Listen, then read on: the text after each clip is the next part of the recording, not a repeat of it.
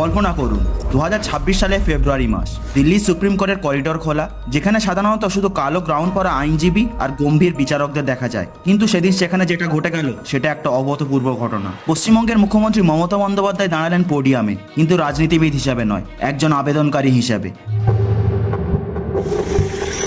A sitting chief minister arguing a case in the Supreme Court, a rare sight.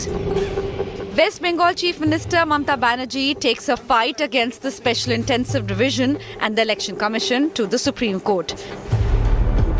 She appeared in person on Wednesday when the matter was taken up by a 3-judge bench headed by Chief Justice of India, Surya Kant.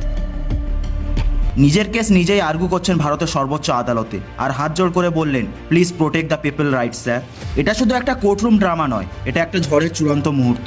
আর প্রশ্ন একটাই, vote দেবে কারা, কাদের নাম থাকবে voter তালিকায়? আর এই প্রশ্নের উত্তরেই লুকিয়ে আছে বাংলার রাজনীতির ভবিষ্যৎ। কিভাবে একটা ভোটার তালিকা আপডেট হয়ে জাতীয় রাজনৈতিক যুদ্ধক্ষেত্রে পরিণত হয়ে গেল? কেন একজন মুখ্যমন্ত্রীকে নিজেই সুপ্রিম কোর্টে যেতে হলো? আর এর পিছনে আসল সত্যিটা কি? আজকের ভিডিওতে আমরা জানবো এই পুরো গল্পটা, শুধু ফ্যাক্টস দিয়ে নয়, অ্যাকচুয়াল সত্য দিয়ে। বাংলা কি জেনে রাখো, কোনোদিন মাথা নত করেনি, করবে না। They are the victims. They cried, they became tired, asking justice, justice and justice. They didn't get the justice. That's why they came to get the justice from you.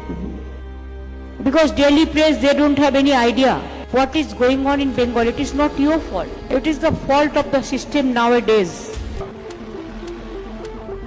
ভিডিওটা শুরু করার আগে একটা জিনিস পরিষ্কার করে দিয়ে, এটা কোনো পলিটিক্যাল পার্টির পক্ষে বা বিপক্ষে কথা বলার জন্য নয়। This is a research based content. তো চলুন শুরু করি। তো গল্পটা শুরু হয় 2025 সালের শেষের দিকে। ইলেকশন কমিশন অফ ইন্ডিয়া মানে ইসিআই একটা বিশেষ প্রক্রিয়া শুরু করলো পশ্চিমবঙ্গে, নাম স্পেশাল ইন্টেন্সিভ রিভিশন, সংক্ষেপে এসআইআর। এখন প্রশ্ন হলো, এই এসআইআর জিনিসটা আসলে কি?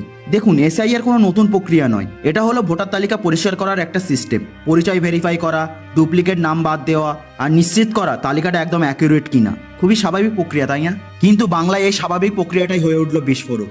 ইসিআই এর এই অপারেশনটা করার পিছনে তারা কারণ হিসাবে বলল, ভোটার তালিকায় অনেক অনিয়ম হয়েছে, বাংলাদেশ থেকে অবৈধভাবে আসা মানুষদের নাম ঢুকে গেছে তালিকায়। এই অভিযোগ করেছিল বিরোধী দল বিজেপি। তাই নির্বাচনের মাত্র কয়েক মাস আগে তালিকা পরিষ্কার করা অত্যন্ত জরুরি। কিন্তু মমতা বন্দ্যোপাধ্যায় আর তার তৃণমূল কংগ্রেস এই ঘটনাটা দেখলো সম্পূর্ণ ভিন্ন চোখে। তাদের দাবি এটা কোনো তালিকা পরিষ্কার নয়, এটা একটা পরিকল্পিত অভিযান। তাদের আসল উদ্দেশ্য হলো ভোটারদের ভোট দেওয়ার অধিকার কেড়ে নেওয়া, বিশেষ করে মার্জিনালাইজড কমিউনিটি মানুষদের। মমতা বন্দ্যোপাধ্যায় ইসিআইকে একাধিক চিঠি লিখলেন, প্রতিবাদ জানালেন যে সাধারণ মানুষকে হয়রানি করা হচ্ছে।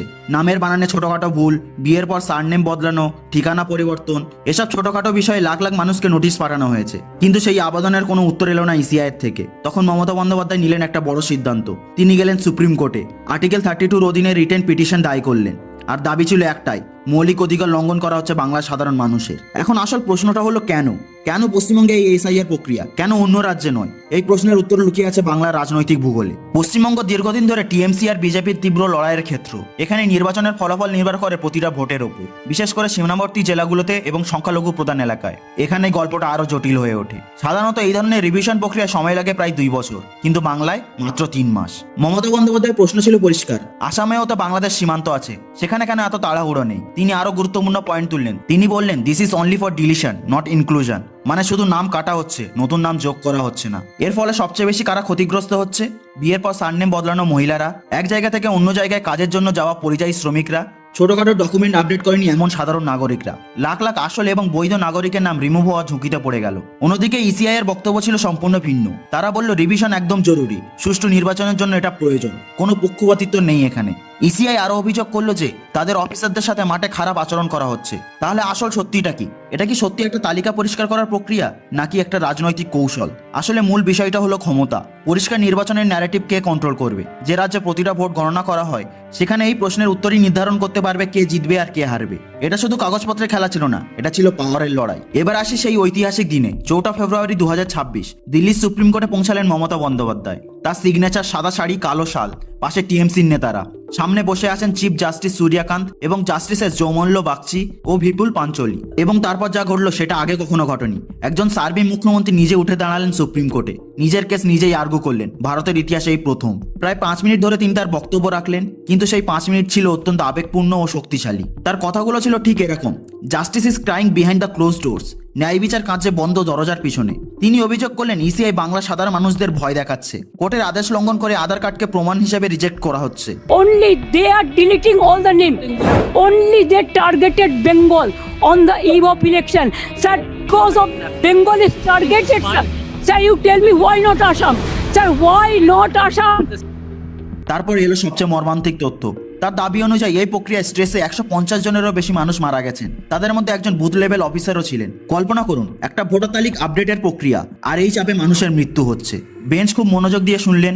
চিফ জাস্টিস আশ্বাস দিলেন, every single genuine person must remain on the electoral role. প্রতিটা আসল মানুষকে ভোটার তালিকায় থাকতে হবে। ইসিআইকে নোটিশ জারি করা হলো, উত্তর দিতে বলা হলো। শুনানি স্থগিত হলো 9 ফেব্রুয়ারি পর্যন্ত। মমতা বন্দ্যোপাধ্যায় আবার উপস্থিত হবেন। কোর্ট থেকে বেরিয়ে পুরো দেশ তাকিয়ে রইল এই ঘটনার দিকে। একজন মুখ্যমন্ত্রীর এই সাহসী পদক্ষেপ, এটা একটা রাজনৈতিক মাস্টার স্ট্রোক নাকি গণতন্ত্রকে রক্ষা করার চেষ্টা?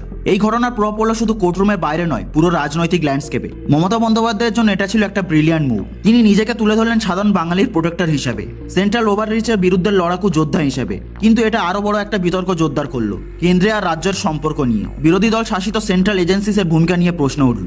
সামাজিকভাবে লাখ লাখ মানুষ নোটিশ পেয়েছেন, প্রতিবাদ হয়েছে, এমনকি এই চাপ সহ্য না করতে পেরে কিছু মানুষ আত্মহত্যা করেছেন বলে অভিযোগ উঠেছে। এবং সবচেয়ে গুরুত্বপূর্ণ বিষয়টা হলো, এটা ভোটার ডেমোগ্রাফিক্স পাল্টে দিতে পারে কি কনস্টিটিউন্টে। ভাবুন তো, যদি এই ডিলিশন চলতে থাকে, নির্বাচনের ফলাফল কি বদলে যেতে পারে? আর যদি সব হঠাৎ করে বন্ধ হয়ে যায়, তাহলে ইসিআই কে চ্যালেঞ্জ করার সাহস পাবে অন্য রাজ্যগুলোও। এটা শুধু উইনার বা লুজারের গল্প নয়, এটা হলো একটা ডেমোক্রেটিক প্রসেস কতটা ফার্জাইল তার গল্প।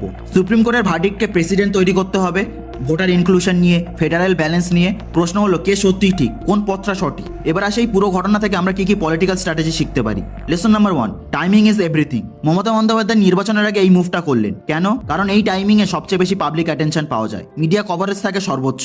পলিটিক্যাল স্ট্র্যাটেজিতে টাইমিং ইজ এ ওয়েপেন। সঠিক সময়ে সঠিক পদক্ষেপ পুরো ন্যারেটিভ বদলে দিতে পারে। Lesson number 2, optics matter more than facts. একজন মুখ্যমন্ত্রী নিজে কোর্টে গিয়ে হাত জোড় করে দাঁড়ালেন, এই ভিজুয়ালটা কতটা শক্তিশালী।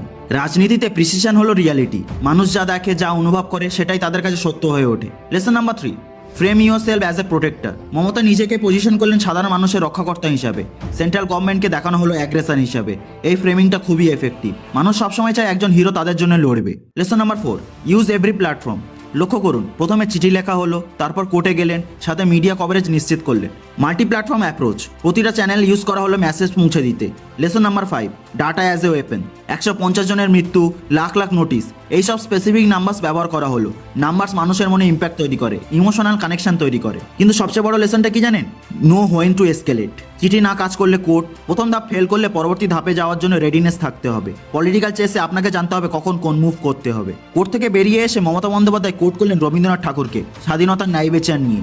এই পুরো গল্পটা আমাদের একটা ফান্ডামেন্টাল প্রশ্নের সামনে দাঁড় করিয়ে দেয়, পরিষ্কার নির্বাচনের খোঁজে কে সত্যি ভোটকে রক্ষা করে। ভাবুন, একদিকে আছে ইলেকটোরাল ইন্টিগ্রিটির প্রয়োজন, তালিকা পরিষ্কার থাকা দরকার, ডুপ্লিকেট ফেক এন্ট্রিজ বাদ দিতে হবে।